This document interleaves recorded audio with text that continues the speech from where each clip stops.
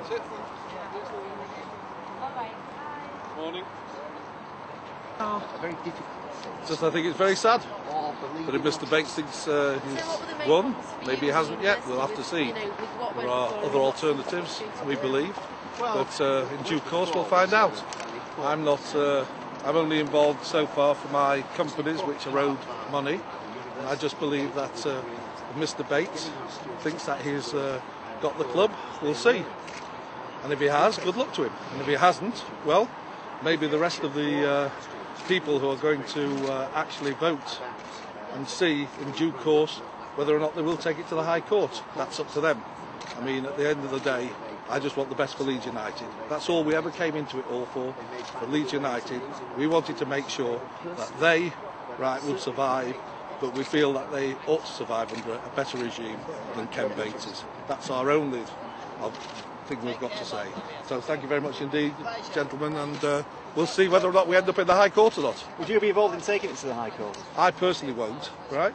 But there are bidders who obviously feel that they require to see whether or not they have a chance of getting this club back from the High Court.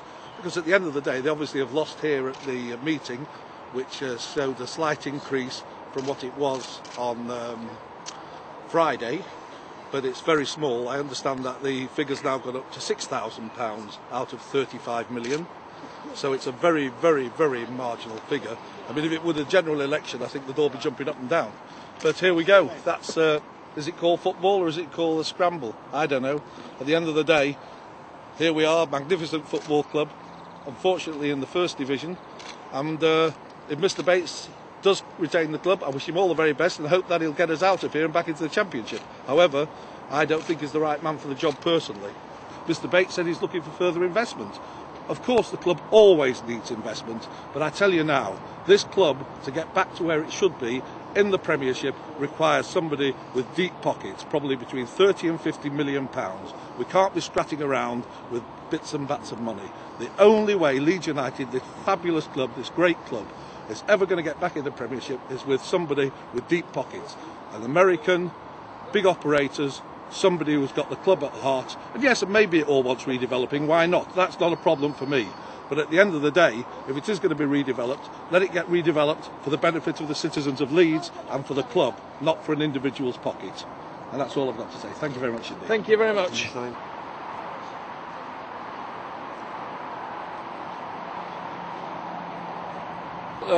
All it is really is a confirmation of what we were told last week. There's been a very slight swing in favour of Mr. Bates. It's a bit of a non-meeting really, a rubber stamping. All they've said is we've recounted the votes and this is what they are. Well, on the face of it, a decision's been made and the club can now move on. But we're also given a very strong indication that somebody does intend to make a challenge in the High Court. Now we expect that to be one of the bidders because they probably have spent quite a lot of money preparing their bid and so on. So they'll want to make sure there is no room for them in the new arrangement. But there could be lots of possibilities. Perhaps Mr. Bates is always saying he wants investors, not buyers. There may be room for somebody like that. Well, the fans are just wanting the club to be able to move on. If that's where we are, they'll be very happy.